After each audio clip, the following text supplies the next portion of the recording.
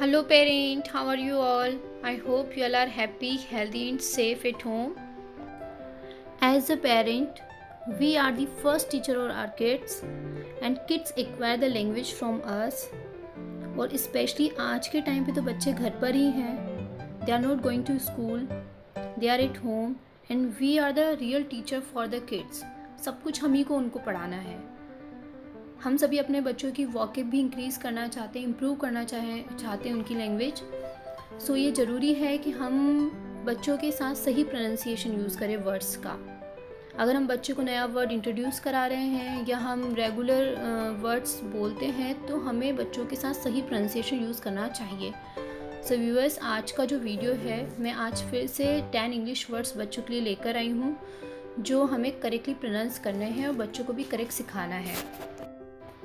कभी कभी हमें पता ही नहीं होता है कि हम इस पर्टिकुलर वर्ड को हम गलत प्रोनाउंस कर रहे हैं, लेकिन जब उसकी रियलिटी पता चलती है तो हमें रियलाइज़ होता है काश हमें ये वर्ड पहले पता होता.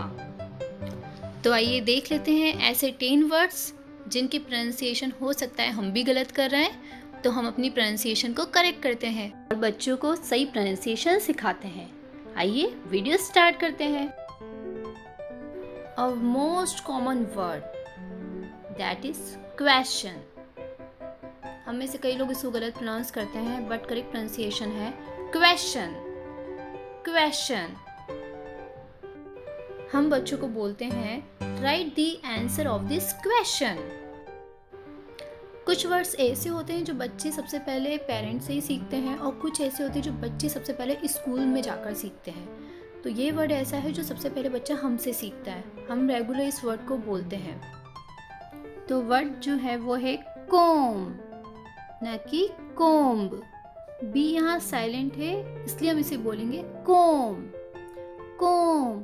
हम अक्सर बच्चों को कहते हैं कोम योर हेयर डेली और हम कहते हैं कोम योर हेयर नाइसली. अब जो नेक्स्ट वर्ड हम डिस्कस करने वाले हैं वो 99% लोग गलत बोलते हैं. यहाँ तक कि हमने सीखा हमारे अपने टीचर्स से, हमारे अपने पेरेंट्स से, और वो भी हमने भी गलत ही सीखा है.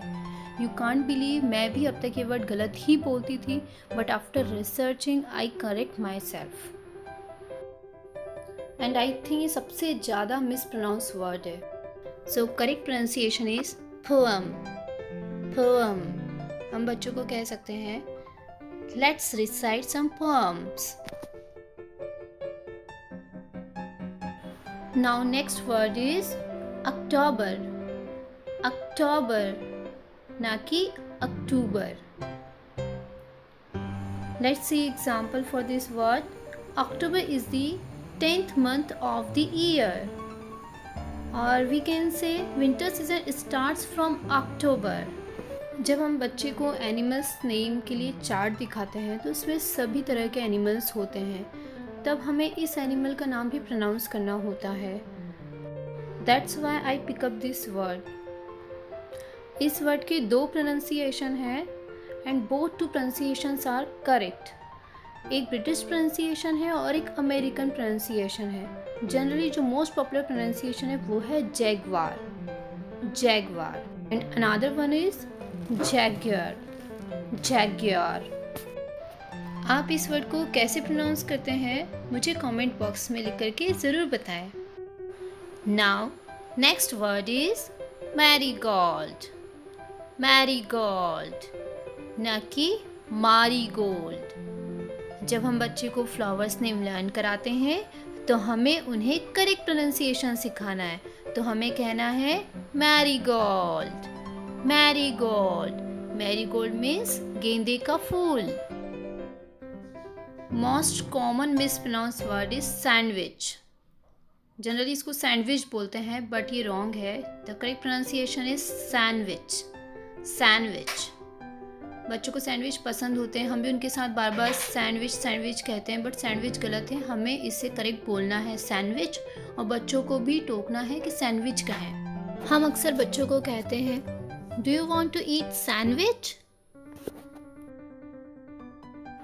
कुछ वर्ड्स इतने ज़्यादा कॉमन होते हैं जो हमने बचपन में ही सुन सुनकर सीख लिए हैं.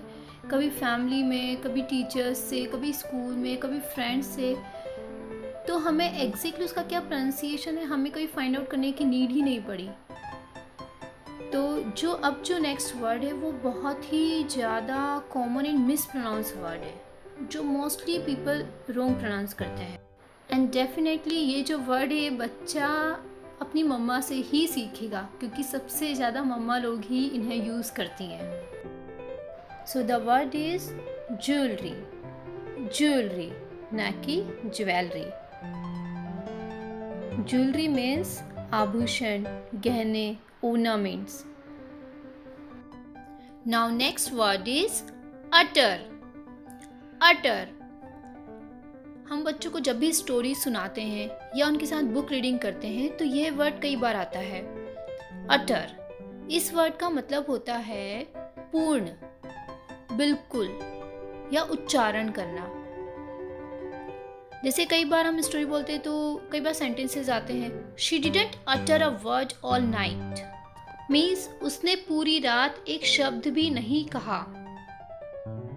और हम कह सकते हैं she is an utter stranger to me, means वह पूरी तरह से मेरे लिए अजनबी है। सो हमें यहाँ यू को अ प्रोनाउंस करना है, अटर, ना कि यू प्रोनाउंस करना है। Now next word is marine. Marine ना कि marine। हम बच्चों को marine animals लर्न कराते हैं, हम उनको कहते हैं tell me name of the marine animals, तो हमें यहाँ पे marine कहना है ना कि marine। I hope this video will helpful for you. If you find this helpful, then please give a big thumbs up to this video. Thanks for watching. Please subscribe to my channel.